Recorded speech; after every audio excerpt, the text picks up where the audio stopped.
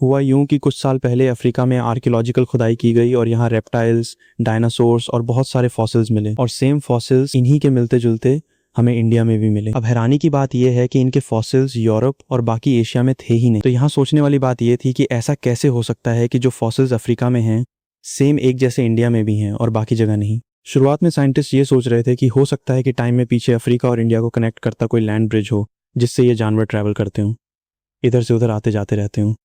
लेकिन ऐसा नहीं था। बात दरअसल ये है कि करोड़ों साल पहले इंडिया और अफ्रीका पास पास में थे। ये बाद में टूटकर अलग हो गए और इंडिया एशिया से टकरा गया। तो आखिर कैसे इंडिया अफ्रीका से टूटा और एशिया से टकराया, और टकराने से पहले की जर्नी में यहाँ कौन कौन से जानवर रहते थे या लाइफ कैसे इन्वॉल्व हो रही थी, आइए समझते हैं आज के इस वीडियो में। तो अपनी कहानी की शुरुआत आज से 30 करोड़ साल पहले शुरू होती है, जब अर्थ के सारे कॉन्टिनेंट एक जगह थे और इसे कहा जाता है पैंजिया, द सुपर कॉन्टिनेंट, जो कि आसमान से उस वक्त कुछ ऐसा दिखाई देता था। लेकिन ये ट्राइसिक के आखिर में और जुरासिक की शुरुआत में टूटने लगा। दो सुपर कॉन्टिनेंट्स में लोरेशिया और गोंडवाना।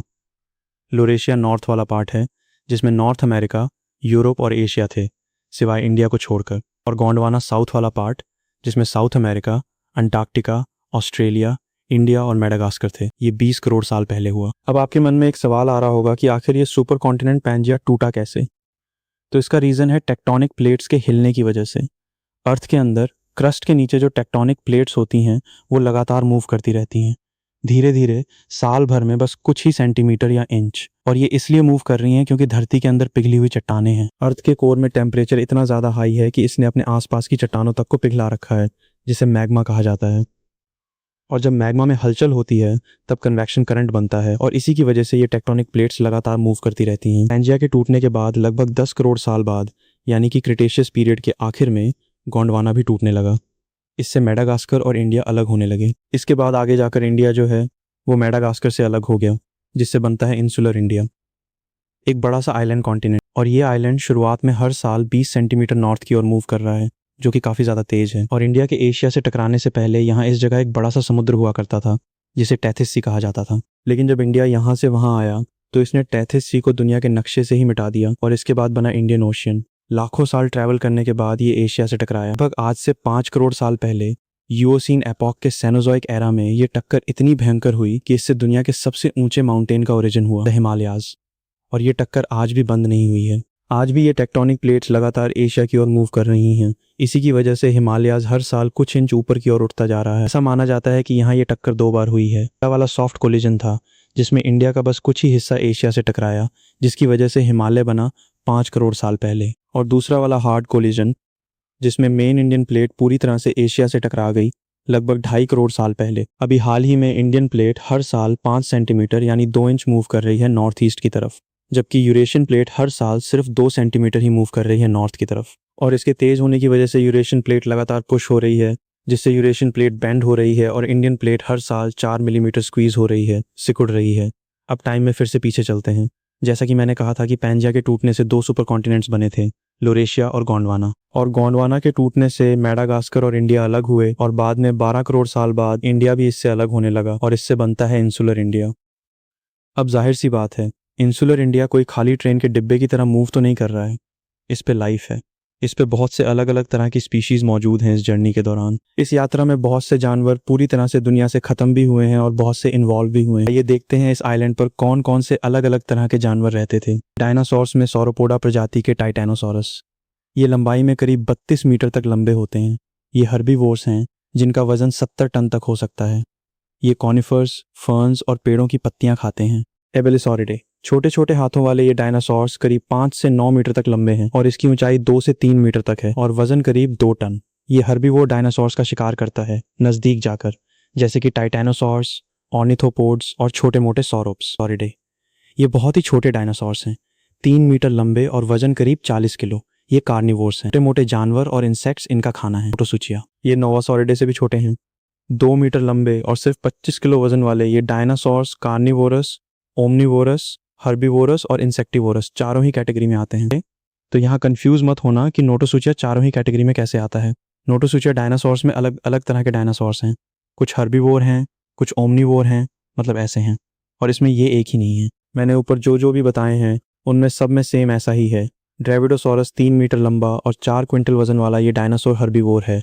घास और पेड़ों की पत्तियां इसका भोजन है। अपने वंश के आखिरी डायनासोर्स हैं ब्रैकीपोडोसॉरस। 5 मीटर लंबे और 2 मीटर ऊंचे ये डायनासोर्स भी अपने वंश के आखिरी डायनासोर्स हैं। वजन करीब 7 क्विंटल। ये डायनासोर्स घास, सब्जियां और पेड़ों की पत्तियां खाते हैं। और ड्रेविडोसॉरस और ब्रैकीपोडोसॉरस दोनों डायनासोर्स के फॉसिल्स बस इंडिया में ही मिले हैं। तो हो सकता है कि इस आइसोलेशन के दौरान इंसुलर इंडिया में इन दोनों का इवोल्यूशन हुआ हो। ही ट्रूडोंटिड्स और ऑर्निथोपोड्स जैसे डायनासोर्स भी यहाँ रहते थे। बात करें मैमल्स की, तो मैमल्स में भारत थेरियम, जो कि काफ़ी हद तक मेडागास्कर की स्पीशीज़ लवानिफाई जैसा दिखता है। ये सिर्फ 50 सेंटीमीटर लंबा है और वजन इसका सिर्फ 3 किलोग्राम।